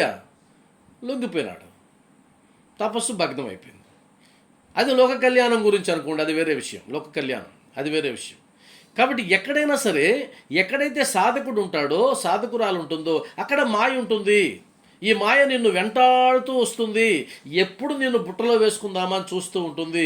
మనం గనక అవకాశం ఇస్తే బుట్టలో వేసేసుకుంటుంది. ఇంకా పతనం అయిపోతాం. మీరు చూడండి, సాయి సాంప్రదాయంలో కూడా ఎంతోమంది పతనం అయిపోయినారు. అలా పతనం కావడానికి మనం బాగా పరిశీలిస్తే మరలా ఈ రెండే కారణాలు, రామకృష్ణ పరమహంస చెప్పినవే కారణాలు. ఈ రెండే కారణాలు, కాంత, కనకం. ఈ రెండే కారణాలు. ఇంకో కారణం ఏమి ఉండదు. ఉంటే డబ్బు, లేదంటే స్త్రీ, లేదా ఆపోజిట్ జెండర్, ఏదైనా స్త్రీ కానీ పురుషుడు కానీ. అంటే కామం యొక్క వలలో, మోహం యొక్క వలలో పడిపోవడం, అంతే. ఈ రెండే ఉంటాయి. చివరికి కటకటాల పాలైన వాళ్ళు కూడా ఉన్నారు. చివరికి భ్రష్టు పట్టిన వాళ్ళు కూడా ఉన్నారు. పతనం అయిపోయిన వాళ్ళు కూడా ఉన్నారు. కాబట్టి సాధకుడు తాబేలుకు తాబేలును ఉదాహరణగా తీసుకోవాలి. అంతర్ముఖం కావాలి. అయితే ఇక్కడ ఒక సందేహం వస్తుంది. ఏ విధంగా కాపాడుకోవాలండి మనల్ని మనం? ఏ విధంగా కాపాడుకోవాలి? అట్రాక్షన్స్ ఉంటాయి, లాగుతూ ఉంటాయి. వీటిని ఎలా కాపాడుకోవాలి సాధకుడు అంటే కన్నా, మనకు సాయి సచరిత్రలోనే హేమాడ్ పంత్ గారు అద్భుతమైన 2 ఉదాహరణలు ఇచ్చారు. అది కానీ మనం పరిశీలించినట్లయితే ఇంద్రియాలను మనం ఏ విధంగా స్వాధీనంలో ఉంచుకోవాలనే దానికి మీకు శనగల కథ గుర్తుంటుంది. 24వ అధ్యాయంలో శనగల కథ. హేమాడ్ పంత్ గారు ఆయన కూర్చున్నప్పుడు శనగలు తింటున్నాడని చెప్పి హాస్యం పండిస్తాడు బాబావారు. అప్పుడు ఆయన అంటాడు, అయ్యా నాకు అలవాటు లేదు, అలా శనగలు తినే అలవాటు లేదు నాకు, మీరు నన్ను హాస్యం చేస్తున్నారు, నేను ఎప్పుడు ఎవరికి పెట్టకుండా నేను తిన్ను అని అంటాడు. అప్పుడు బాబావారు అంటారు, సరే ఎవరైనా ఉన్నప్పుడు పెడతావు, ఎవరు లేనప్పుడు నువ్వు నాకు సమర్పించి తింటున్నావా అని అంటాడు. అది గుర్తొచ్చింది కదా మీకు ఆ సందర్భం. 24వ అధ్యాయంలో ఉంటుంది. ఇక్కడ మనం ఏదైనా స్వీకరించేటప్పుడు బాబాకి సమర్పించాలి. ఇది ఒక్క నియమం పెట్టుకున్నారనుకోండి. అంటే ఒక నియమం అదేంటంటే మనం ఏదైనా స్వీకరించేటప్పుడు బాబాకి సమర్పించాలి. ఇది కదా నియమం. దాన్ని ఎలా చెప్పారంటే ఆయన, ఉదాహరణకి ఒక చెడ్డ గుణాన్ని పోగొట్టుకోవాలంటే బాబావారు చెప్పిన సాధన చేసి చూడండి. ఉదాహరణకి మద్యం సేవించాలనుకున్నాడు సాధకుడు అనుకుందాం, ఉదాహరణ చెప్తున్నా. మద్యం సేవించాలనుకుంటే ఆయన ఒక నియమం పెట్టుకున్నాడు. ఏ నియమం అంటే కనుక, నేను సేవించాలంటే ముందు బాబావారికి సమర్పించాలి. ఇప్పుడు బాబావారికి మద్యాన్ని పెడతావా? పెట్టగలవా? పెట్టలేవు. ఇప్పుడు నీ మనసు వెనక్కి వస్తుంది. ఇప్పుడు మాంసాహారాన్ని ఇష్టంగా తింటున్నావు. అందరూ చెప్తున్నారు సాధకులు, భగవద్గీత చెప్తా ఉంది, నీ ఆహారాన్ని బట్టే నీ మనోవృత్తి ఉంటుంది. కాబట్టి రాజసిక ఆహారం, తామసిక ఆహారాన్ని విడిచిపెట్టు, సాత్విక ఆహారాన్ని తీసుకో, సాధకుడు అలా చేయాలి అని చెప్పి భగవద్గీత చెప్పింది. మనకేమో సంవత్సరాల నుంచి చికెను, మటను, చేపలు తినడం అలవాటైంది. ఇప్పుడు ఎలా? ఇప్పుడు ఈ సూత్రం, హేమాడ్ పంత్ గారి సూత్రం అంటే, నువ్వేదైతే స్వీకరించదలుచుకున్నావో అది బాబావారికి సమర్పించి స్వీకరించు. ఇప్పుడు బాబావారికి నైవేద్యం పెట్టగలవా? నీ వల్ల అవుతుందా? బాబావారికి నైవేద్యం పెట్టగలమా? ఈ నాన్ వెజ్ మెటీరియల్ పెట్టగలమా? పెట్టలేము. కాబట్టి లోపలికి వస్తుంది, ఆలోచన తగ్గుతుంది. అరే ఇది కష్టమే, కాబట్టి సాత్విక ఆహారమే తినాలి, ఎందుకంటే నియమాన్ని నేను దాటను కాబట్టి. అంటే మీరు ఆలోచించండి, ఇది ఒక ఎగ్జాంపుల్ మాత్రమే. అదొకటి చెప్పాడు ఆయన. ఏదైనా సరే బాబావారికి సమర్పించి తినగలిగేదే అది సరైనటువంటిది. అది చెడు ఆలోచన అయినా సరే, చెడు అలవాటైనా సరే, ఏదైనా సరే అదే కొలమానం. ఆ తర్వాత రెండోది ఏం చెప్పాడంటే సచరిత్రలోనే ఇంకా అద్భుతమైనటువంటిది, అయ్యా నువ్వు గనక నీ మనసుని కంట్రోల్ చేసుకోవాలంటే, నీ ఇంద్రియాలను కంట్రోల్ చేసుకోవాలనుకుంటే ఇంకొక పని కూడా చేస్తున్నాడు. అదేంటంటే నీ ఇంద్రియాలకి పని పెట్టు. ఏ పని పెడతావు? గురువు యొక్క సేవను పనిపెట్టు. గురువు యొక్క సేవ పనిపెట్టేసి కళ్ళకి పనిపెట్టి, అరే నీకు ఇంకేం పని లేదు, నువ్వు బాబాను చూసుకో, బాబా యొక్క విగ్రహాన్ని చూసుకో, బాబాని రూపాన్ని చూసుకో, ఎంత అందమైనటువంటి రూపం, ఎంత అద్భుతమైనటువంటి రూపం, పనిపెట్టు. చెవులకి పనిపెట్టు, బాబావారి నామాన్ని వింటూ ఉండు, బాబావారి హారతలు పాడుతూ ఉండని నాలుగుకి పనిపెట్టు, బాబావారి సాంగత్యంలో ఉండని నీ చర్మేంద్రియానికి పనిపెట్టు. అంటే నీ ఇంద్రియాలు ఏవైతే ఉన్నాయో వాటన్నిటికీ నువ్వు ఆధ్యాత్మిక సంబంధమైనటువంటి పనిని పురమాయించినట్లయితే అవి ఆ పని చేసుకుంటూ ఉంటాయి. ఇంకా నువ్వు బయట ప్రపంచం జోలికి పోవు. ఇది సాధన చెయ్యాలి అని చెప్పి హేమట్ పంత్ గారు చెప్పారు. మీరు నమ్మితే ఇది సామాన్యమైన విషయాలు కాదు, ఇవి పని చేయాలి. అలా పని చేసినట్లయితే, వాటికి ఒక పని పెట్టినట్లయితే అవి ఆ పని చేసుకుంటూ వెళ్తాయి. అందువలనే సచరిత్రలో ఒక ఉదాహరణ ఉంది. మీరు నిద్ర లేచిన వెంటనే రామనామాన్ని జపిస్తూ ఉంటే ఆ రోజంతా నీకు తెలియకుండానే రామనామం గుర్తొస్తూ ఉంటుంది అని చెప్పి చెప్తారు హేమట్ పంత్ గారు. అంటే నువ్వు పరిచయం చేసినట్లయితే అదే వస్తుంటుంది అనేది ఒకటి. కాబట్టి ఇంద్రియ నిగ్రహణ కావాలి అంటే బాబావారికి సమర్పించిందే నువ్వు తీసుకోగలగాలి. రెండవది ఏంటంటే గన దానికి పని పెట్టాలి. పని పెట్టకపోతే ఏదో ఒక పని చేస్తుంటాయి.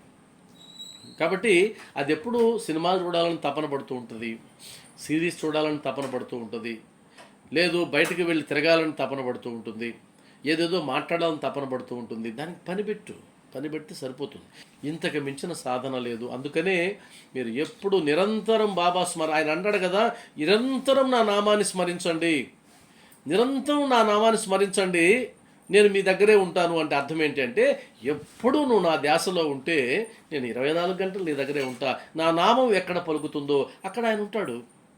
సాయి అన్న నామం పలుకుతుంటే ఆయన ఉంటాడు, అంతే. కాబట్టి ఎక్కడికి వెళ్ళే అవకాశం లేదు. ఇది హేమట్ పంత్ గారు చెప్పినటువంటి ఇంద్రియాల మీద నియంత్రణకు ఒక సాధన. బాబావారు కూడా చెప్పారు. బాబావారు ఏం చెప్పారంటే, సింపుల్, బణత బనేల్. ఈ పదం మనం సచరిత్రలో ఉండదు. ఇది బణత బనేల్ అంటే చేస్తూ ఉండు అలవాటైపోతుంది. చేస్తూ ఉండు అలవాటైపోతుంది. మనం అల్లా అచ్చా కరేగా, సబ్కా మాలిక్ ఏక్ హై, ఇవన్నీ తెలుసు మనకు. ఈ బణత బనేల్ అనేది నిజంగా గొప్ప వాక్యం. ఏదైనా ఎలా అండి నా వల్ల కావడం లేదని అన్నారనుకో, బణత బనేల్, చేస్తూ ఉండి అలవాటైపోతుంది అని బాబావారు చెప్పింది కూడా మనం మర్చిపోకూడదు. కాబట్టి ఆయన అద్భుతమైనటువంటి సందేశాన్ని ఇచ్చాడు నానాసాహెబ్ చందోర్కర్కి. నీ మానసిక చాంచల్యాన్ని పోగొట్టుకునే ఏర్పాటు చేసుకోవాలి, కానీ అలా చూడ్డానికి సిగ్గుపడాల్సిన పని లేదు అన్నాడు. అదే సందర్భంలో అక్కడ ఎవరున్నారు? శ్యామ ఉన్నాడు. శ్యామకి అర్థం కాలేదు, ఇదేంటిది, బాబావారు ఎందుకు ఇలా అన్నారు, ఎవరికి సంబంధించి అన్నారు. అప్పుడు ఆయన వెంటపడ్డాడట, అయ్యా బాబావారు అన్న మాటలకి అర్థం ఏంటి అని అంటే, ఈయన దాటేయాలని ట్రై చేశాడు, దాటవేయాలని చాలా ప్రయత్నం చేశాడట. అయినా కూడా ఆయన వెంటబడి బాబావారు అలా ఎందుకన్నారు, నీ ఇంద్రియాల పని నువ్వు చేసుకొని ఎందుకన్నాడు, ప్రపంచంలో అందమైన వాటినన్నింటినీ చూడొచ్చు తప్పు లేదని ఎందుకన్నాడు, నీ మనసులో దుర్బుద్ధి లేకుండా ఉంటే ఏమైనా చేయొచ్చు అని ఎందుకన్నాడు అంటే అర్థం కాలేదు. అంటే ఆ గోషాస్త్రీ అందం వైపు మరలా చూడాలనేది దొంగతనంగా కాదు ఈయన చూశాడు నానాసాహెబ్ చందోర్కర్. కాబట్టి ఎవరికి అది కనిపించలేదన్నమాట. కనిపించినందువల్ల అలా జరిగింది. ఆ తర్వాత శ్యామ అచ్చటనే ఉండెను, కానీ బాబా చెప్పిన దానిని గ్రహించలేకపోయాను. ఆయన వల్ల అర్థం కాదు కదా. బాబావారి తమాషా ఏంటంటే, ఎవరికైతే అది చెందుతుందో వాళ్ళకే అందుతుంది. ఆయన అందరూ ఉంటారు మసీదులో, ఆయన ఏదో మాట్లాడుతూ ఉంటాడు, ఈయన ఎందుకు ఇలా మాట్లాడుతున్నాడో ఎవరికి తెలియదు. అది ఎవరికి చెందిందో వాళ్ళకి మాత్రమే అర్థమవుతూ ఉంటుంది. ఈరోజు నాకు ఒళ్ళంతా నొప్పులుగా ఉన్నాయి, భరించలేని నొప్పి, అయినా ఇప్పుడు బాగానే ఉంది అన్నాడు అనుకో, ఎవరో ఒళ్ళు నొప్పులతో కూర్చుంటారు ఆడ మసీదులో, బాబా ఎదురుగ్గా కూర్చొని ఉంటారు. అది ఆమెకి మాత్రమే అర్థమవుతుంది, ఇంకెవరికి అర్థం కాదు. అయ్యో బాబాకి నిజంగానే ఒళ్ళు నొప్పులేమో అనుకుంటారు చూసిన వాళ్ళు, కానీ అది బాబాకి సంబంధించింది కాదు, అక్కడున్న భక్తురాలికి సంబంధించింది, భక్తుడికి సంబంధించింది. కాబట్టి అది మనం అర్థం చేసుకోవాలి. ఇంటికి పోవు దారిలో శ్యామ ఆ విషయమై నానాని అడిగాను. ఆ చక్కని స్త్రీ వైపు చూచి తాను పొందిన ఆ చంచలత్వమును గూర్చి నానా చెప్పాను. బాబా దాన్ని గ్రహించి ఎట్లు సలహా ఇచ్చానో వివరించాను. ఇందాకని మనం చెప్పుకున్న దాన్నే ఆయన ఇప్పుడు శ్యామకి వివరిస్తున్నాడు. ఆ వివరించిన దాన్ని కూడా మనం ఒకసారి మాట్లాడేసుకుంటే ఆ బోధ యొక్క సారాంశం చాలా పెద్ద బోధ, అది సింపుల్గా అయిపోతుంది. మనస్సు సహజముగా చంచలమైనది. ఎందుకంటే అది ఆలోచిస్తూనే ఉంటుంది, మారిపోతూ ఉంటుంది. ఉదాహరణకి దీన్ని ఎలా తెలుసుకోవచ్చు అండి చంచలమైంది అంటే? సింపుల్, మీరు పూజ చేసేటప్పుడు తెలుసుకోవచ్చు. ఒక అష్టోత్తరంలో ఉండేటువంటి 108 నామాలని మనస్సు ఏకాగ్రం చేసి చదవగలిగితే మీకంటే సాధకులు లేరు. చదవడం చాలా కష్టం, మనసు వెళ్ళిపోతూ ఉంటుంది, 2-3 నామాలకే వెళ్ళిపోతుంది. సైన్స్ ఏం చెప్తుందంటే 17 సెకండ్ల కంటే నీ మనసు ఏకాగ్రం కాదు. 17 సెకండ్లు ఉంటుంది, ఆ తర్వాత మనసు ఆటోమేటిక్గా వెళ్ళిపోతూ ఉంటుంది. కాబట్టి దాన్ని మనం కంట్రోల్ చేసుకోవాలి అని అంటే, చంచలమైంది మనసు, చంచలమైనదే, దానిని ఉద్రేకించున్నట్లు చేయరాదు, దాన్ని కంట్రోల్లో పెట్టుకోవాలి. దాన్ని వదిలేస్తే వెళ్ళిపోతుంది అంతే. నువ్వు పట్టేసుకోవాలి. ఏ విధంగా అయితే గుర్రం యొక్క పగ్గాలు ఆ రధికుడి చేతిలో ఉంటుందో, ఆ గుర్రం నడిపే, ఆ రథం నడిపే చేతిలో ఉంటుందో, ఆ విధంగా నీ చేతిలో మనసు యొక్క పగ్గాలు ఉండాలి. లేదా నీ చేతిలో లేకపోతే బుద్ధికి అది అప్పగించాలి. ఇది ఒక టెక్నిక్, దాని గురించి మాట్లాడదాం. ఇంద్రియములు చలింపవచ్చును, శరీరము స్వాధీనమునందు ఉంచుకొనవలెను. ఇంద్రియాలు వెళ్తుంటాయి, నువ్వు పట్టుకోవాలి. నీ శరీరంతో దాన్ని గట్టిగా పట్టుకోవాలి. దాని ఓరిమి పోవునట్లు చేయరాదు. ఇంద్రియములు విషయముల వైపు పరిగెత్తును, కానీ మనము వాని వెంట పోరాదు. ఎక్కడికి ఇంద్రియాలు వెళ్తే అటువైపు వెళ్ళకూడదు. ఉదాహరణకి మీరు ఒక బంగారం అంగడికి వెళ్ళారు, మీ మిత్రులు ఎవరో తీసుకెళ్లారు, బంగారం షాపుకి తీసుకెళ్లారు, ఏదో పెళ్ళికి సంబంధించి నగలు కొనాలని. వాళ్ళన్నీ డిస్ప్లే చేస్తుంటారు, నగలన్నీ డిస్ప్లే చేస్తుంటారు. వాటిని చూస్తే ఎలా ఉంటుందంటే, బా ఈ నగ అయితే నాకు చాలా బాగుంటుంది, ఇదైతే, వాళ్ళు ఇంకా కావాలంటే మీకు పెట్టి కూడా చూపిస్తారు, అమ్మా ఈ దండ మీకు చాలా బాగుంటుందమ్మా అని పెట్టి చూపిస్తారు. దాని ధర ఎంత, అది ఎన్ని సవర్లు, అది వేరే సంగతి.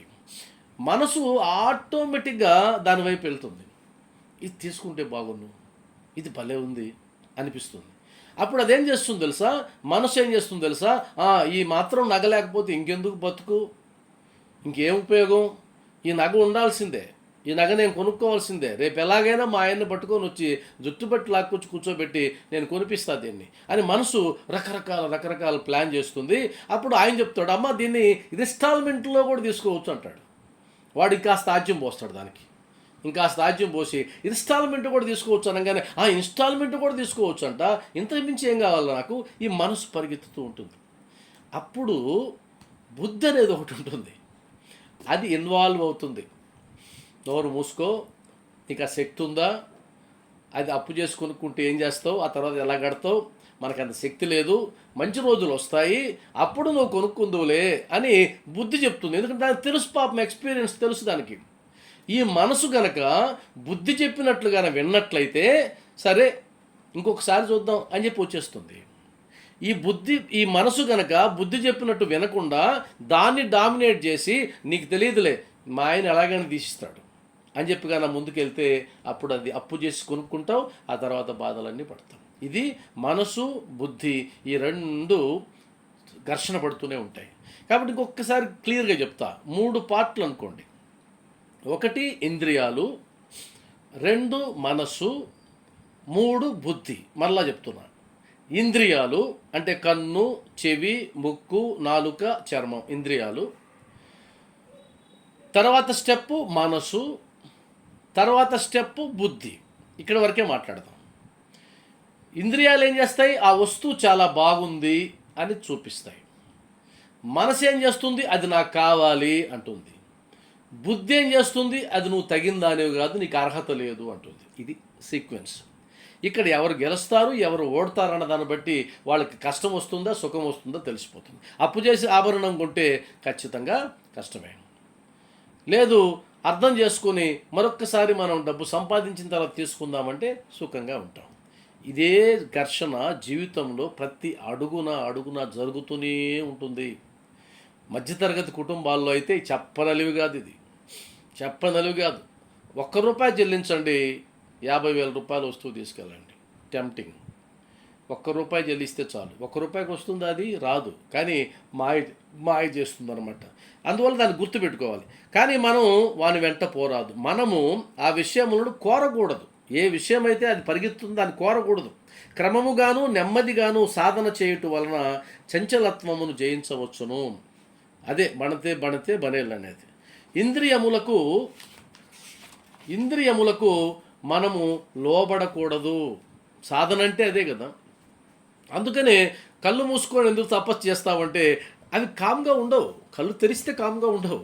మీరు గుడికి వెళ్ళారనుకోండి, మీరు గుడికి వెళ్ళినప్పుడు తాబేలు గుర్తు రావాలి. సాయిబాబా దేవాలయంకి వెళ్తే తాబేలు ఉంటుంది అక్కడ. తాబేలును చూసి ఆ తాబేలును ఎప్పుడు గుర్తుపెట్టుకుంటూ ఉండాలి. తాబేలు ఏం చేస్తుంది? ఆపద వచ్చినప్పుడు తన ఇంద్రియాలు లోపలికి ముడుచుకుంటుంది. నువ్వు టెంపుల్లోకి వెళ్ళిన తర్వాత నీ సర్వేంద్రియాలని అంతర్ముఖం చేసుకోకుండా నువ్వు బాబా దేవాలయానికి వెళ్ళినందువల్ల ప్రయోజనమే లేదు, ఉపయోగమే లేదు. ఎందుకంటే అక్కడికి వెళ్ళిన తర్వాత నీ పనంతా బాబా రూపాన్ని చూడడం, బాబా నామాన్ని వినడం, బాబా సన్నిధిలో కూర్చోవడం, బాబాకు వెలిగించినటువంటి దూపాలని ఆఘ్రానించడం, ఆనందంగా ఆ సువాసనని ఆ చందన వాసనని పీల్చడం, ఆయన ప్రసాదాన్ని ఆరగించడం, ఇదే అజెండా. ఇప్పుడు ఏమైనాయి? 5 ఇంద్రియాలు సాటిస్ఫై అయిపోయినాయి. అప్పుడు బయటకు వస్తూ ఉంటే అప్పుడు అనుభూతి కలుగుతుంది. అలా కాకుండా అక్కడికి వెళ్ళిన తర్వాత చూపు ఎవరు మంచి చీర కట్టుకొచ్చారు, ఎవరు ఏ నగలు పెట్టుకొచ్చారు వాటి మీద ఉండి వాళ్ళు ఆ విషయాలు మాట్లాడుకుంటున్నారేంటి, ఎవరి గురించి మాట్లాడుకుంటున్నారు, నా గురించి ఏమన్నా మాట్లాడుకుంటున్నారా అని చెవులు నా పక్క వదిలేసి ఒక్క దగ్గర ప్రశాంతంగా కూర్చోకుండా, కాబట్టి ఎవరైతే వెళ్తూ ఉన్నారో ఆ విధంగా తిరుగుతూ ఉంటూ ఆ విధంగా కన్నా డిస్టర్బ్ అయినట్లయితే కనుక ఇంకా నువ్వు దేవాలయంకి వెళ్ళి కూడా ప్రయోజనమేమీ లేదు అనేది. అదేవిధంగా సమయానుకూలంగా వానిని అణిచి సరిగా ఉంచుకుంటుండవలను. నేత్రము అందమైన వారిని చూచుట కొరకే ఇవ్వబడినవి. విషయముల సౌందర్యమును నిర్భయముగా చూడవచ్చును. భయమునకు కానీ లజ్జకు కానీ అవకాశము లేదు. దురాలోచనలు మనస్సునందు ఉంచుకునరాదు. ఇదంతా మనం మాట్లాడుకున్నాం, ఒకసారి చదివేస్తే అయిపోతుందో చదువుతున్నా. మనస్సున ఎట్టి కోరికలు లేక భగవంతుని సుందరమైన సృష్టిని చూడము. అలా చూడంతే. మనం అలా ఉండమే, మనకు చూస్తే కావాలి. ఇప్పుడు ఉదాహరణకి మీరు దారిన పోతూ ఉంటే మంచి పువ్వులు పూసింది అనుకోండి చెట్టు, ఏం చేస్తాం? వెంటనే దాన్ని పీకాలి, దాన్ని పీకేయాలి, పెట్టుకోవాలి. నేను మా వాళ్ళకి కూడా చాలాసార్లు చెప్తున్నా, దాన్ని చాలా బాగుంది పువ్వు అంటే చూడు పెరికేయాలి, దాన్ని పెరికేసి అది చల్లబెట్టుకోవడమో ఏదో చేయాలి. అలా కాకుండా నువ్వు ఆ మనోవికారానికి గురి కాకుండా ఉండము. ఈ విధముగా ఇంద్రియములను సులభముగాను సహజముగాను స్వాధీనము చేసుకునవచ్చును. విషయములు అనుభవించుటలో కూడా నీవు భగవంతుని జ్ఞప్తి ఎందుంచుకునము. విషయములు అనుభవించు. దానికి ఏం చెప్తారంటే శాస్త్రంలో, భగవంతుడు వేటిని నీకు ఇచ్చాడో ప్రసాదంగా వాటిని అనుభవించు, తప్పులేదు. నువ్వు పూర్తి వైరాగ్యంతో ఉండాల్సిన పని లేదు. నీకు ఏసీలో పడుకునేటువంటి శక్తి ఇస్తే పడుకో ఆనందంగా. లేదు, నీకు కటిక నేల మీదే పడుకునే శక్తి ఇస్తే దాని మీదనే ఆనందంగా పడుకో. అంటే భగవంతుడు ఏది ఇచ్చాడో నీకు ప్రసాద భావనతో దాన్ని అనుభవించు, తప్పులేదు. కానీ భగవంతుడు ఇవ్వని దానికి ఆరాటపడకు, నీది కాని దానికి ఆరాటపడకు. మరలా ఎప్పటికీ గుర్తుపెట్టుకోవాల్సిన విషయాలు. భగవంతుడు ఇవ్వని దానికి ఆరాటపడకు, నీది కాని దానికి ఆరాటపడకు, ప్రాకులాడకు. అది నీకు కావాలని నువ్వు కోరుకోకు. అక్కడి నుంచే సమస్యలన్నీ మొదలవుతాయి. ఈ చిన్న టెక్నిక్ పాటిస్తే జీవితంలో 50-60% సమస్యలన్నీ కూడా పోతాయని నా ఉద్దేశం. అందువల్ల బాహ్యేంద్రియములను మాత్రము స్వాధీనముందుంచుకుని మనస్సును విషయములపైపు పరిగెడించచో వానిని అభిమానం ఉండనిచ్చినచో చావు పుట్టుకుల చక్రము నశింపదు. అంటే అయ్యా, బయటికి మాత్రం నేను కంట్రోల్గా ఉన్నట్టే ఉంటా, లోపల మాత్రం అన్నీ జరుగుతూ ఉంటాయి. అంటే బయటికేమో ప్రశాంతంగా ఉన్నట్టుంటా, లోపలేమో అది కావాలి, ఇది కావాలి, ఇది కావాలి అనిపిస్తూ ఉంటుంది. బయటికి నటిస్తూ ఉంటా. అలా నటించినందువల్ల నువ్వు భ్రష్టు పట్టడం తప్పితే ఇంకొక ఉపయోగం లేదు. అందువల్ల నువ్వు బయట ఎలా ఉన్నావో లోపల కూడా అలానే ఉండు, లోపల ఎలా ఉన్నావో బయట కూడా అలా ఉండు. దీనికి ఏమన్నారు? మనస వాచ కర్మణ. మనస వాచ కర్మణ. దీనికి ఇంకో పదం ఏంటి? త్రికరణ శుద్ధి.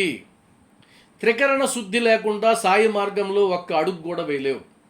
త్రికరణ శుద్ధి లేకుండా అంటే మనస వాచ కర్మణ. మనసులో ఏముందో అదే మాట్లాడు, ఏదైతే మాట్లాడావో అదే చెయ్యి. ఇంకా నిన్ను ఆపగలిగిన వారు ఎవ్వరు లేరు. నువ్వు ఖచ్చితంగా ఈ జీవిత సాఫల్యాన్ని పొంది తీరుతావు. మోక్షం కాదు కదా, మోక్షానికి 100 రెట్లైనా సరే నువ్వు పొందగలుగుతావు. ఎందుకంటే నువ్వు నియంత్రించబడిన వాడివి. నీ మనో నిగ్రహం సాధ్యమైపోయింది, ఇంద్రియాలు సాధ్యమైపోయినాయి. అందువల్ల మనస వాచ కర్మణ. మనసులో ఏముందో అదే మాట్లాడు, మాట్లాడిందే చెయ్యి. ఆ మనసులో ఏముండాలి? సచ్చరిత్ర చెప్తుంది. ఎలాంటి భావనలు ఉండాలి? సచ్చరిత్ర చెప్తుంది. ఎలా ఎలా ఎలా జీవించాలి? ధర్మం చెప్తుంది, భగవద్గీత చెప్తుంది, ధర్మశాస్త్రాలు చెప్తాయి, వేదం చెప్తుంది, మన సనాతన ధర్మం చెప్తుంది. ఇలా జీవించు, ఇలా జీవించు, ఇలా జీవించు, అలా జీవించడమే. ఇంకా ఇంత పెద్ద స్పష్టత మనకు వచ్చినప్పుడే ఆ చావు పుట్టుకల చక్రము నశించును.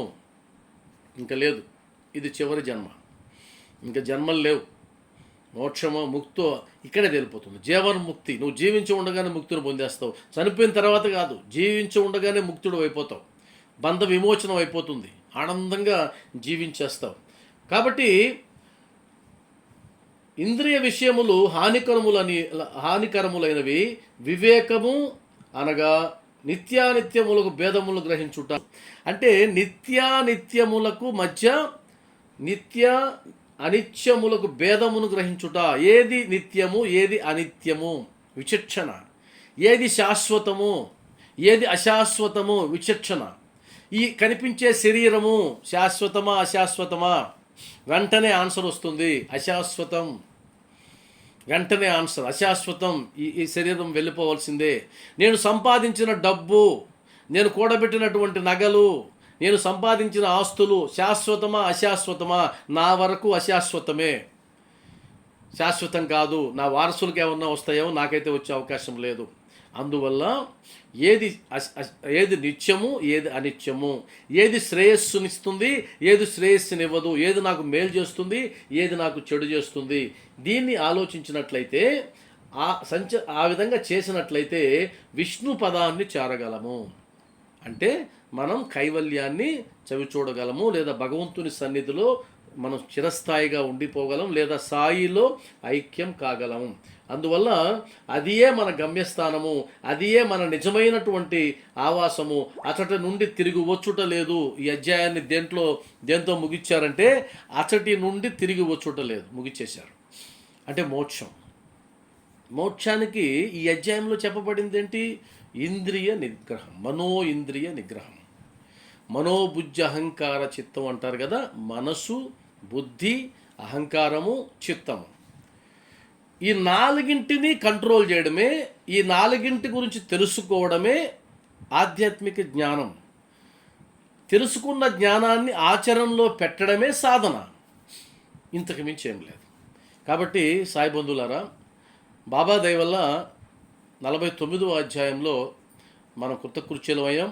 ఓం శ్రీ సచ్చిదానంద సమర్థ సద్గురు సాయినాథ్ మహారాజ్ కీ జై, సాయినాథ్ మహారాజ్ కీ జై, సాయినాథ్ మహారాజ్ కీ జై. స్వస్తి.